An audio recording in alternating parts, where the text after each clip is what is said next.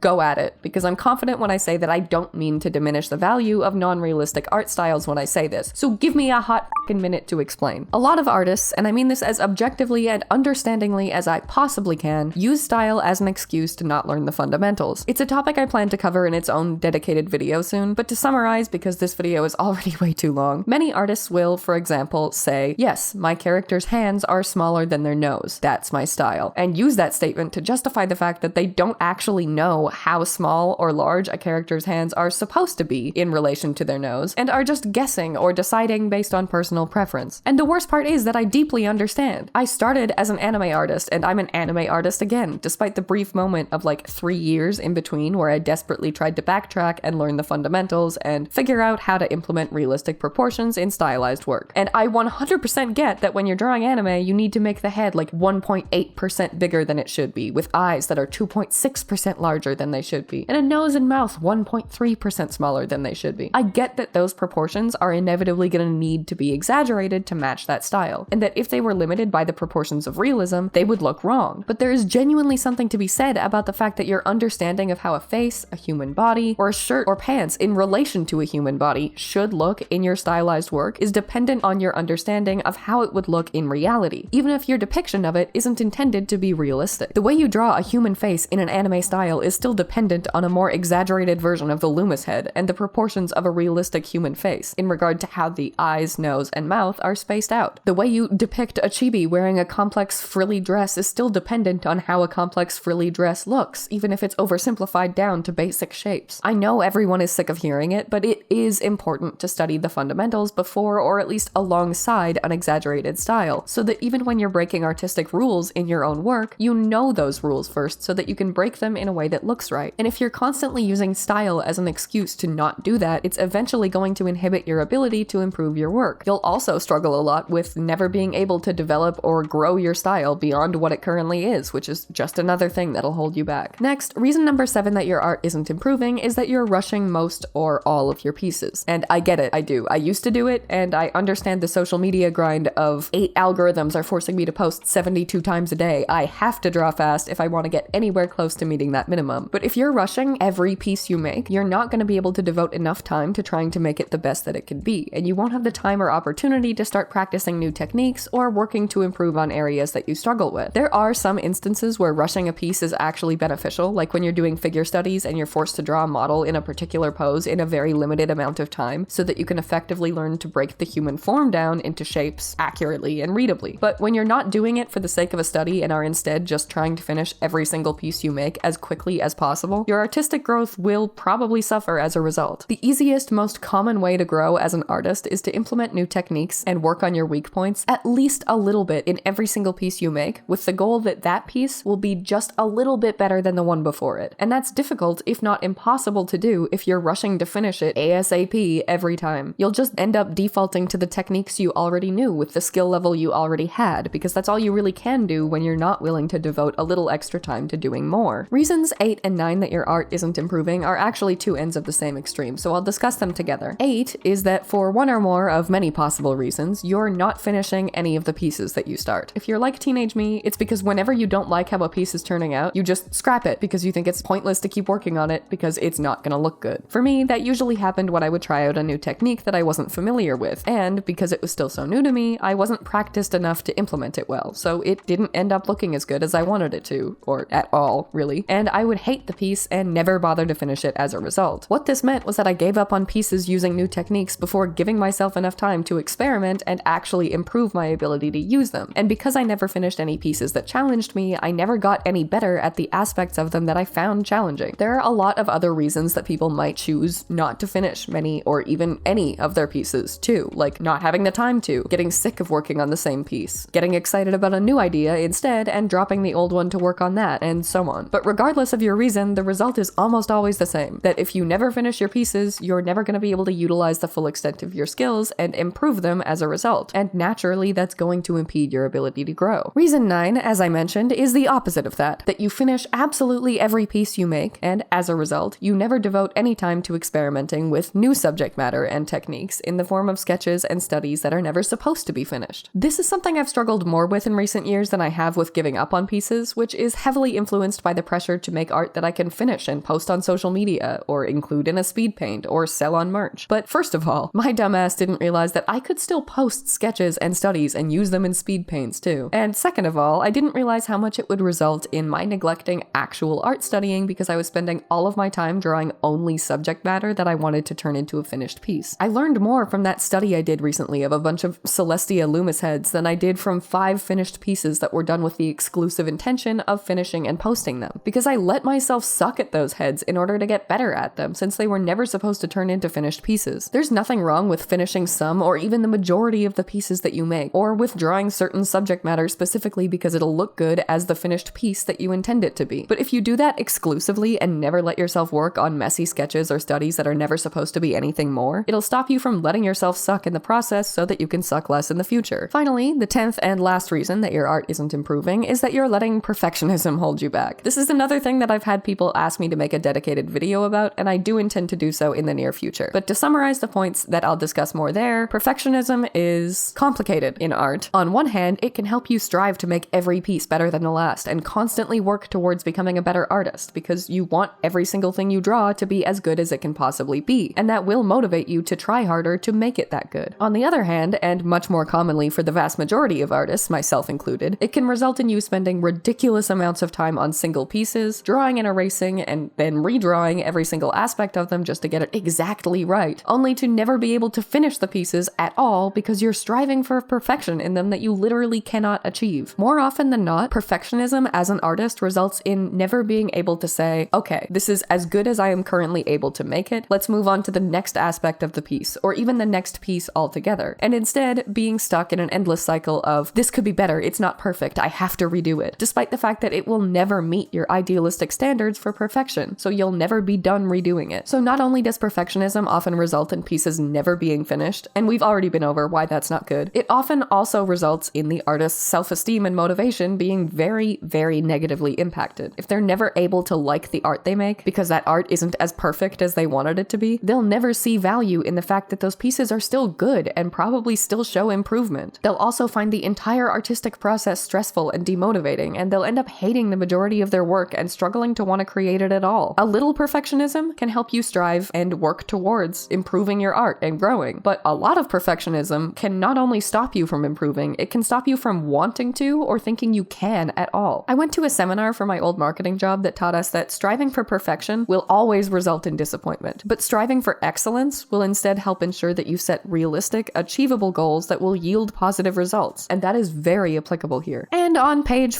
11 of this script, we are finally at the end of the video. Thank you for bearing with me for this long, if you did, and I really hope at least some of these points were helpful to you in some way. As the ultimate authority on art, you're welcome for telling you all of the things that you're objectively and factually doing wrong. Seriously though, let me know in the comments if you do these things and don't find them detrimental, because these are just my opinions and it would be really interesting to hear other perspectives on them. Also, let me know in the comments if there are any other things that you used to do that held you back from getting better at art that I didn't mention, because I'm an idiot and I'm probably doing them right now, and I would love to know about it so I could stop. Thank you for watching, and I hope you enjoyed today's video. Please leave a like and subscribe if you did. Special thank you as always to channel members Cafe Soleil, Joseph Solomon, Lotus Streams Art, and Luna Nordberg, as well as patrons Batman, Kyle Lowe, Blue Swanson, Unity, Cora Fear, Jamisha Walker, Elengshi, Soul Crystal, Kim Yu Yen, Shamil Sheep, Gentong, Jacobus Peterson, Grayson Xavier, Ty Finch 94, Jasper, and Eeyore Hee Haw for their support, and I'll see you in the next one.